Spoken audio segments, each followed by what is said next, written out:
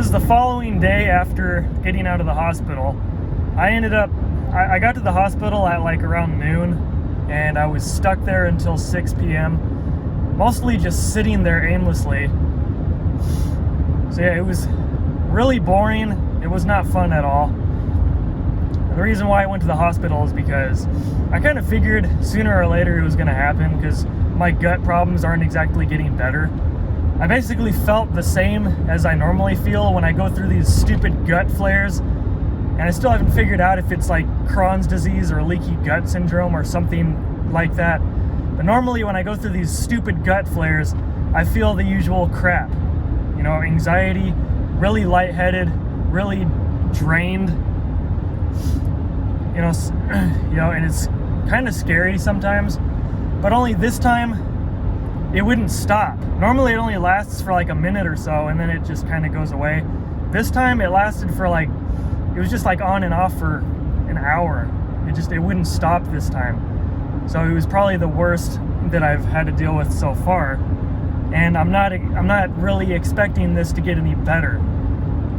It's getting to the point where I can't work anymore. I was only doing part-time to begin with. It was hard enough doing part-time as it is, because of these stupid gut problems randomly bringing on these stupid symptoms, these stupid gut flares. I'm just going to call them gut flares, where basically I feel all these crappy lightheaded symptoms, feeling drained, feeling anxiety from all this. I'm just going to call it gut flares for short. So this was pretty much the last straw. I can't really work at all anymore because it's causing too many problems. I'm just sick and tired of, you know, feeling okay, and then it just kind of happens. It just happens out of nowhere. So I'm no longer really able to work at all. I quit my job the day that I had to go to the hospital. I was supposed to work that day, but I just decided to quit anyway. And I gave them 10 hours of a heads up, but I guess they decided they're going to be a piece of shit and decide to put me on the do not rehire list, even though when the times I called off were both because of medical reasons. So, I mean, technically, I have everything documented, all my doctor's visits, my hospital visits. So that could be a potential lawsuit right there, because I did give them plenty of a heads up. I gave them at least 10 hours of a heads up. You're only obligated to give them at least 4 hours of a heads up. I gave them at least 10, both times I called off. I used all of my sick hours the first week, which I only had 16 sick hours anyway.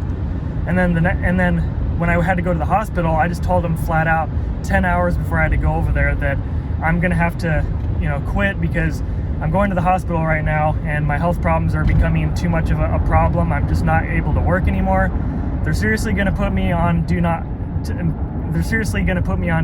rehire because of something that was beyond my control.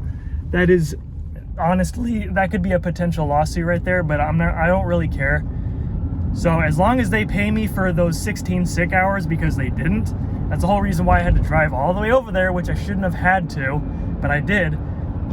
And they said that since I quit and didn't give a 2-week notice, even though I gave them still a 10-hour notice, which is more than enough time to find someone else to put out there anyway,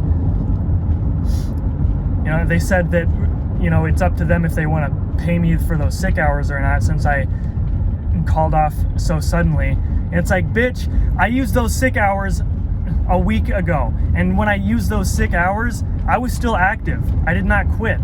So that being said, that could be another lawsuit. I could take them to small claims court for that if they don't pay me for my sick hours, because I have health problems. I literally had to go to the damn hospital to make sure I wasn't dying or something. And they're gonna seriously start shit like that? They're gonna be that cheap? I mean, why do people have to be like that? This company is so shady, it's ridiculous how they're even gonna bring that up. The 16 hours, why would that even have to be debatable? Why do I even have to bring that up? Why are they that cheap and shady and broke that they can't just pay me for those 16 hours?